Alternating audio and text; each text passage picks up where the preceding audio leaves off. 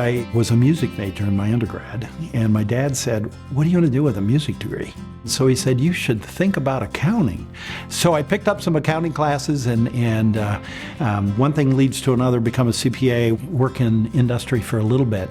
I was doing some teaching at another university and kind of realized, if I'm serious about a career in higher ed, I need to get a PhD. And that led me to Case Western Reserve University.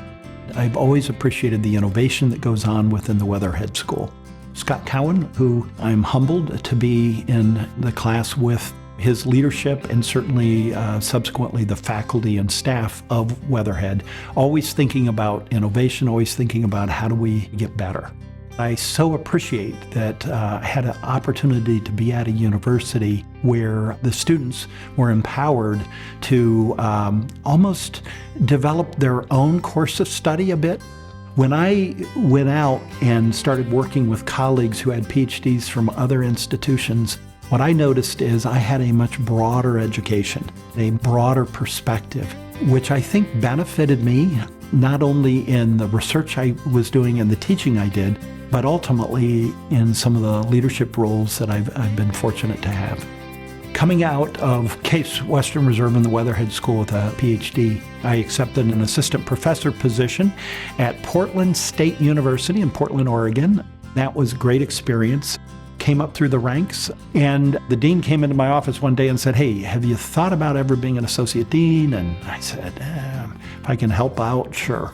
So I did that role, and that leads to an opportunity as Dean of Business here at Bowling Green, and they said, how about trying the provost job? So then I had an opportunity to be the provost here for my predecessor for about 6 years, and then when she retired, the board asked if I'd be willing to serve as president. So I'm 8 years into the job.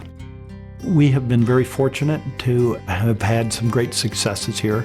I want to start by always saying it's a team of people working together.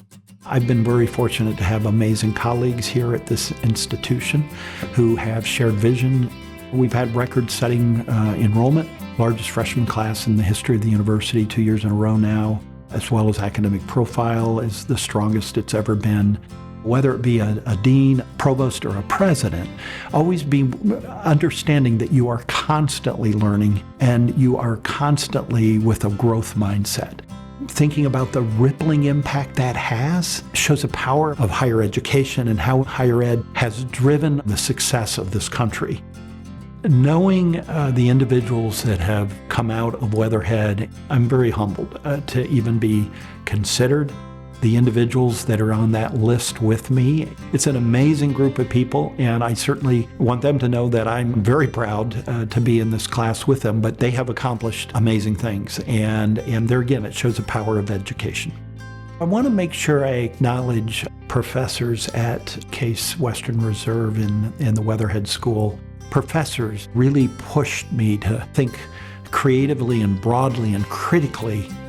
Of course, when I went back a little later in life to do the PhD at Case Western Reserve, my wife, she was the one that worked full-time over at Mount Sinai, and she helped me get through, so my wife, Sandy Earle, played a key role in all of this.